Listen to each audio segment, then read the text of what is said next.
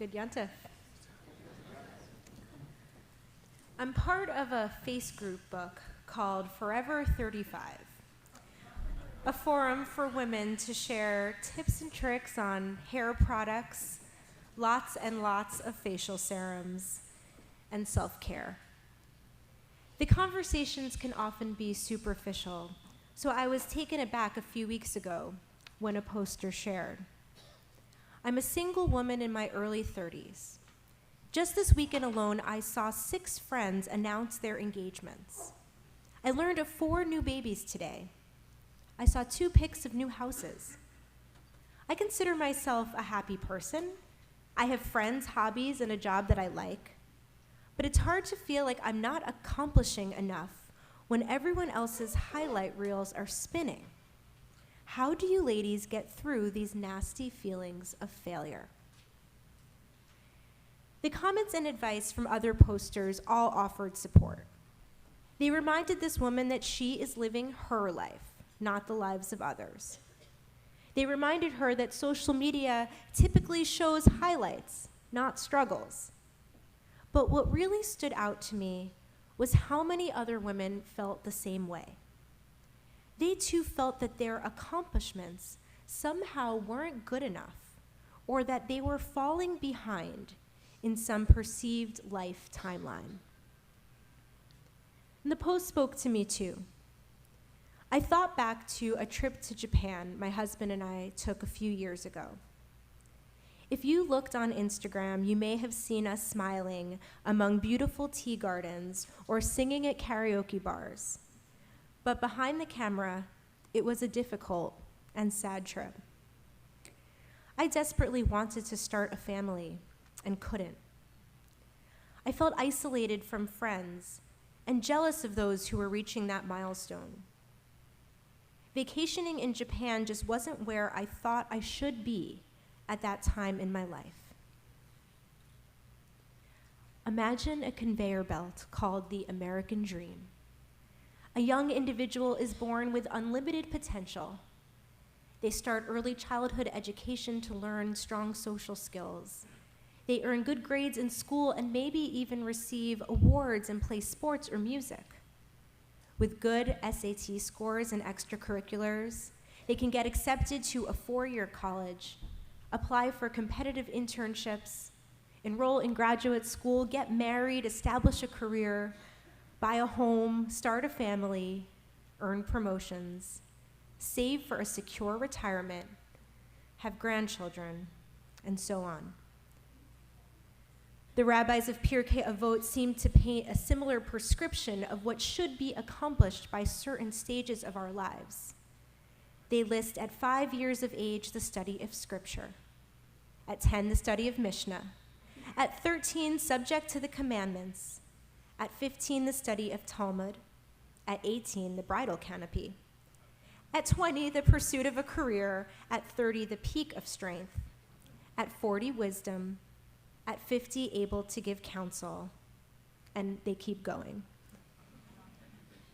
Yet I imagine that each of us can think of a time or experience in our lives that made us feel off the track that we paved for ourselves, or that we were expected to follow.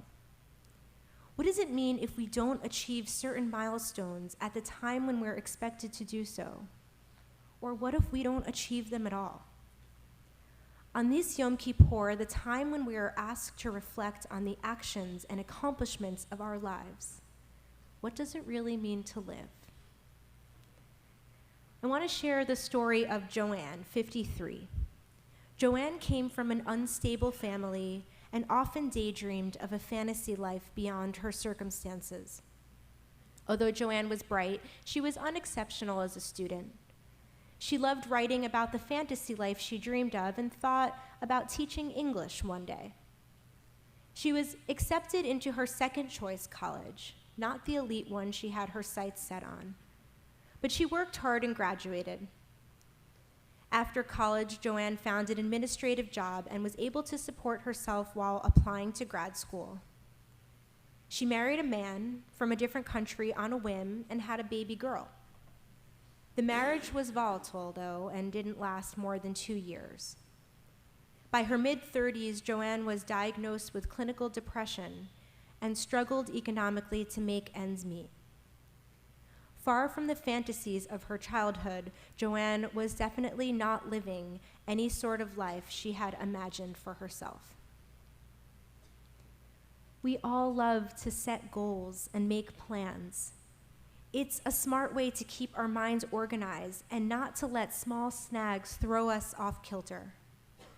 But when we fixate too much on achieving our ultimate goals and sticking to our plans, we get in our own way. We try to live life from milestone to milestone instead of living day to day.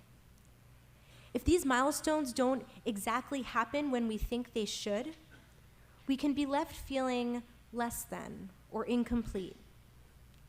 In an age where social media shows off the proms, college acceptances, weddings, baby announcements, vacations, designer clothes, retirement parties, and other curated moments of the people around us, we feel even more pressure to showcase our achievements too.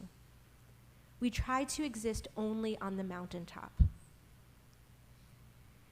The pressure to achieve these assumed norms can lead us to unhealthy levels of self-doubt and unhealthy coping mechanisms. It's why the poster from Forever 35 reached out to a support group. It's why Joanne felt alone and depressed. And I imagine the extreme pressure to succeed in certain ways is what leads America to be the highest nation of people struggling with anxiety, depression, and suicidal thoughts. Can we take a step back and ask if the set path is what's making us happy? Behind the screens and the curated presentations of life's achievements, we find everyday living. Every day, we're faced with the balance of setting goals and working hard with the reality of circumstances that are often beyond our control. Think of the star athlete who sustains a career-ending injury, a driven student who needs to take time off to care for a family member, a career-focused individual who's managing an illness, or a family budget that changes because of an economic recession. These unforeseen circumstances do not make us failures.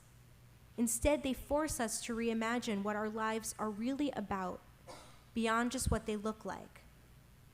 The living of life is what happens in between the mountaintop milestones. Take our biblical hero, Moses.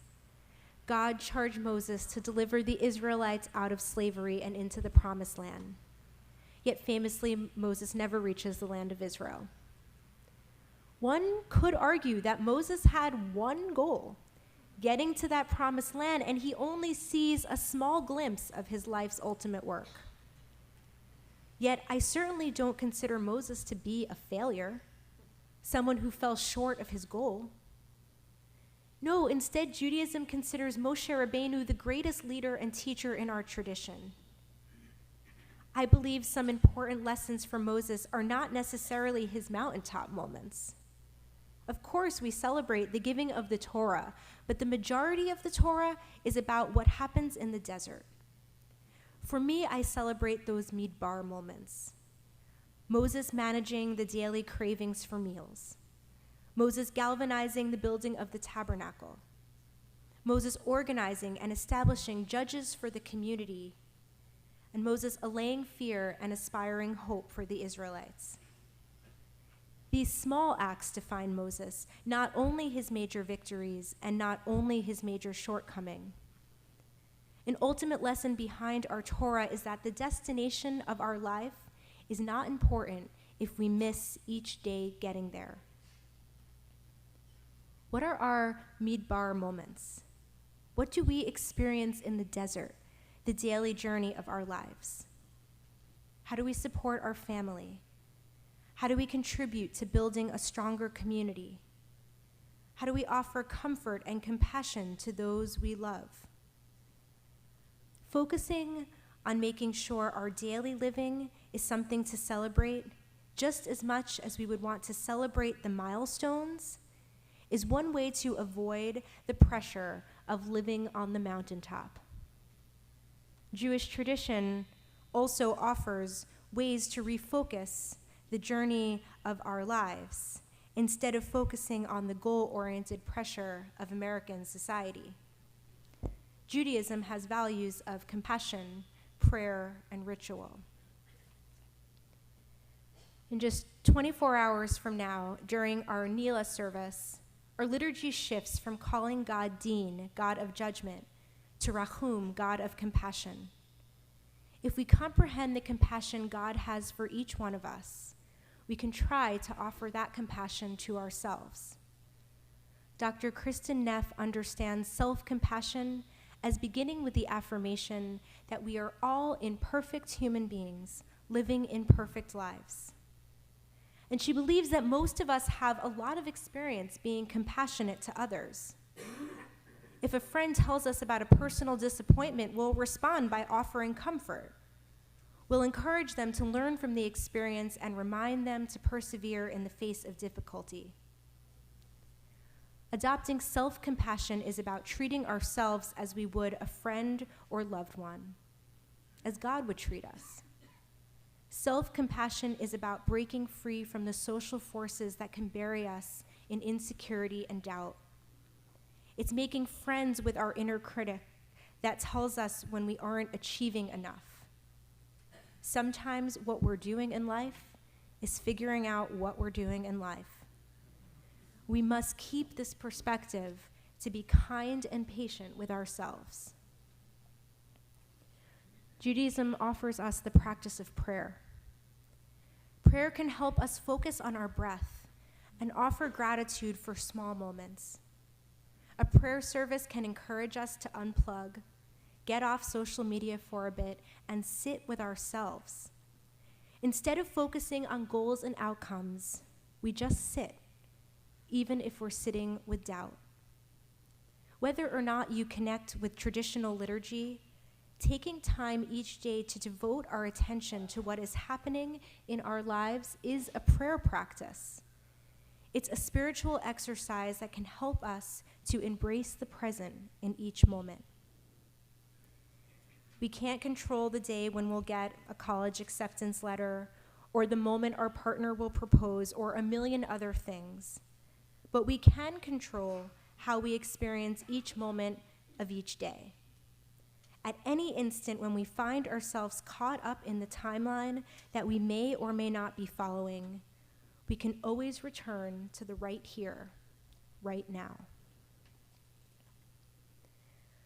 We know Judaism has rituals to mark births, b'nai mitzvah, weddings, and mourning. At its core, ritual marks significant time that could otherwise feel fleeting.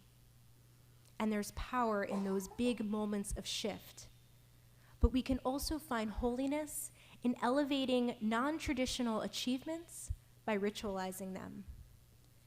These are the moments of our lives that feel significant to us, even if they may not be the ones society or even Jewish tradition recognizes.